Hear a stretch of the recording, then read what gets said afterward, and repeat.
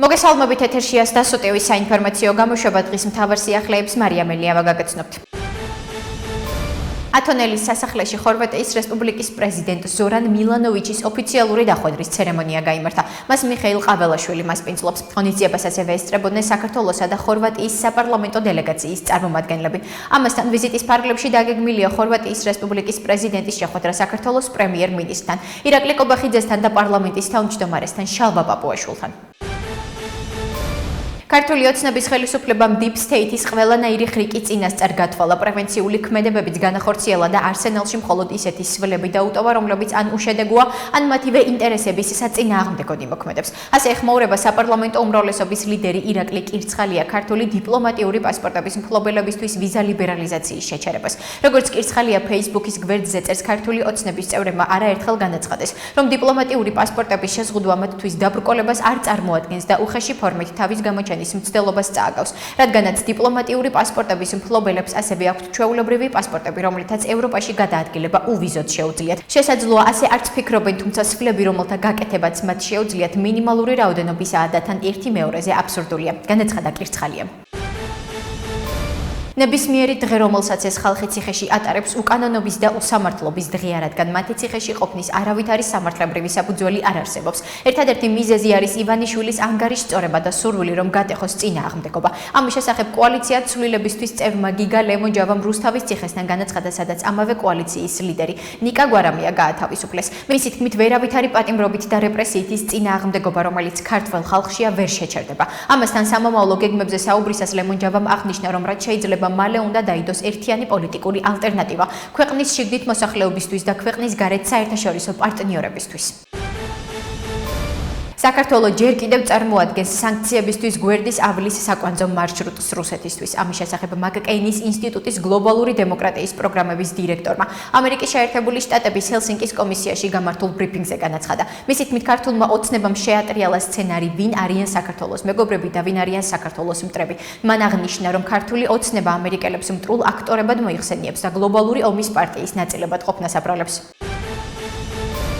ოპოზიციის გაერთიანება არ არის პანაცეა, ძალიან კარგი იქნება თუ მოხდა, მაგრამ თუ არ მოხდა, არ იქნება ქვეყნის დასალიერი. ამის შესახებ ერთიანობა ნაციონალური მოძრაობის პოლიტიკურმა მდივანმა გიორგი ბარამიძემ პალიტრანიუსის გადაცემაში 360 გრადუსი განაცხადა. გიორგი ბარამიძის თქმით, მას და ნაციონალურ მოძრაობას სურს, რომ გულწრფელი ერთიანობა შედგეს ძალიან განსხვავებულ პარტიებს შორის. შეკითხვაზე, რატომ მონაწილეობს ოპოზიციასთან შეხვედრებში თავად და არა პარტიის თავმჯდომარე, ბარამიძე პასუხობს, რომ თავად პარტიის თავმჯდომარემ გადაწყვიტა. ძალიან დიდი იმედი მაქვს, რომ მიუხედავად ამბიციებისა, ახლომხედველობისა და პოლიტიკური სიბეცისა, რაც ბევრს ახასიათებს, ყველას გვაქვს მინუსი, ერთმანეთს დავეხმარებით, გვერდში დავუდგებით, ვიქნებით სოლიდარულები და ერთმანეთზე თავდასხმის ნაცვლად დაკავებულები ვიქნებით საქართველოს მშვიდობიანი გათავისუფლებით ამ მოღალატეებისგან, განაცხადა გიორგი ბარამიძემ.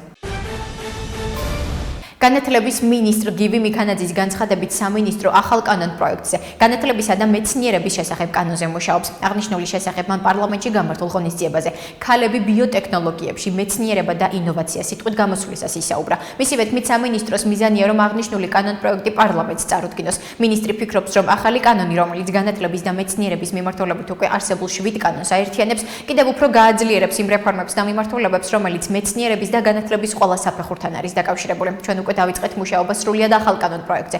დღეს განათლების და მეცნიერების მიმართულებას 7 კანონი აერთიანებს, ამიტომ ვახდენთ კოდიფიცირებას. ვფიქრობთ, რომ ერთობლივი ძალისხმევით ეს კიდევ უფრო გააძლიერებს იმ რეფორმებს და მიმართულებებს, რომელიც მეცნიერების და განათლების ყველა საფეხურთან არის დაკავშირებული, განაცხადა გივი მიქანაძემ. დიდი ალბათობით შეამჩნევდით, რომ ქართულ ოცნებასთან აღარ არის რაიმე სახის მაღალი დონის შეხვედრები უკანასკნელ პერიოდში, რადგან მაღალი დონის შეხვედრებს ადგილი აქვს მაშინ, როდესაც არსებობს პოზიტიური დღის წესრიგი. ახლა ჩვენ არ გვაქვს პოზიტიური აჯენდა. რაც შეეხება პირადად ჩემს ურთიერთობებს, მე ვიცნობ ქართული ოცნების ძალიან ბევრ ლიდერს. ჩვენ გვქონია სუფრა, ერთად გვითქვამს მეგობრობის, პარტნიორობის, საქართველოს ევროპული მომავლის სათხერგზელოები და ახლა ბევრ მათგანს ჩემთან მეგობრობა აღარ სურს. მაქვს განცდა, რომ ჩემთან ერთად გამოჩენა აღარ არის ხელსაყრელი ამ გიჟური ნარატივის გამო, რომ გერმანია და ევროკავშირი ევროკავშირით სულია. ამის შესახებ საქართველოში გერმანიის ელჩმა პეტერ ფიშერმა ინტერპრეს ნიუსისთვის მიცემულ ექსკლუზიურ ინტერვიუში განაცხადა.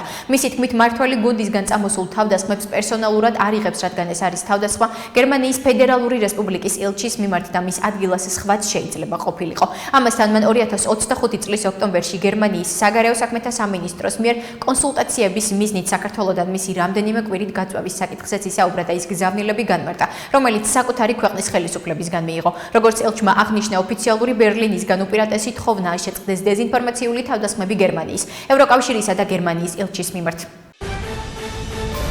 ახლა კი გაგაცნობთ უცხოეთის სიახლეებს.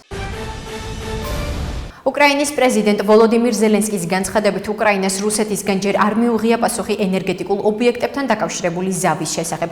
არ მიგვიღია პასუხი რუსებისგან ენერგეტიკული ზავის შესახებ. პირიქით, უნდა ითქვას, რომ მივიღეთ პასუხი დრონებისა და სარაკეტო თავდასხმების სახით, აღნიშნა ზელენსკიმ. მისი თქმით, ეს იმაზე მიუთითებს, რომ ამ ეტაპზე რუსები არ არიან მზად ენერგეტიკულ ობიექტებთან დაკავშირებული ზავისთვის, რომელიც ამერიკულმა მხარემ აბუ-დაბიში გამართული მოლაპარაკებების დროს მხარეებს შესთავაზა. EUTOS მოსკოვის მექანიზმის ექსპერტთა მისია საქართველოში იწყებს მუშაობას. ამის შესახებ ინფორმაციას EUTO ODIR ავრცელებს. საქართველოზე EUTOS მოსკოვის მექანიზმის ექსპერტთა მისიამ დაიწყო მუშაობა. ნათქვამია განცხადებაში. ცნობისთვის, EUTOS 23 წევრმა სახელმწიფომ საქართველოსთან მიმართებით მოსკოვის მექანიზმი 29 იანვარს აამოქმედა, რათა შეფასდეს საქართველოს მიერ EUTOS ფარგლებში აღებული ვალდებულებების შესრულება, განსაკუთრებული ფოკუსით 2024 წლის შემოდგომიდან მოვლენებზე. რუსეთის არმია არ ემზადება შეჩერებისთვის, ისინი ემზადებიან ბრძოლის გასაგრძელებლად. ერთადერთი, რაც ნამდვილად მუშაობს, სიცოცხლის დასაცავად ჩვენი ძალაა, რაც ნიშნავს, რომ უკრაინის მხარდაჭერა და გაძლიერება უნდა გაგრძელდეს. ასე ეხმაურება უკრაინის პრეზიდენტი ვოლოდიმირ ზელენსკი რუსეთის მიერ უკრაინის წინააღმდეგ განხორციელებულ თავდასხმას. მისი ინფორმაციით, რუსებმა ხარკოვში კერძო სახლს დრონით დაარტყეს, რის შედეგადაც 3 მცირეწლოვანი ბავშვი და მათი მამა დაიღუპა. ბავშვების ორსული დედა კი საავადმყოფოში გადაიყვანეს. ამასთან ზელენსკის ცნობით, რუსებმა დღეს დილით ზაპოროჟიეს საავადმყოფოში დრონით დაარტყეს. სუმის ოლქში კი ღამით დრონებით განხორციელებული თავდასხმის შედეგად 1 ადამიანი დაიღუპა და 6 დაშავდა, მათ შორის ბავშვები. უკრაინის პრეზიდენტის ცნობით, დარტყმები ასევე მიმართული იყო დნიპროს, ზაპოროჟიას და პოლტავას ოლქების წინააღმდეგ. ევროპარლამენტარებმა მხარი დაუჭირეს წინადადებების პაკეტს, რომელიც უკრაინისთვის რუსეთის მხრიდან აგრესიის ფონზე 90 მილიარდი ევროს ოდენობის სესხის გამოყოფას ითვალისწინებს. ინფორმაცია ევროპარლამენტის ოფიციალურ ვებგვერდზეა განთავსებული. ევროპარლამენტმა მიიღო წინადადებების პაკეტი, რომელიც მიზნად ისახავს უკრაინის მხარდაჭერას 2026 და 2027 წლებისთვის ევროკავშირის მიერ 90 მილიარდი ევროს ოდენობის სესხით. აღნიშნულია ინფორმაციაში, 60 მილიარდი ევრო უკრაინის თავდაცვის გაძლიერებას მოხმარდება, 30 მილიარდი ევრო კი მაკროფინანსურ დახმარებასა და ბიუჯეტის მხარდაჭერაზე წავა. ასეთი იყო მიმდინარე სიახლეები მომავალ შეხვედრამდე.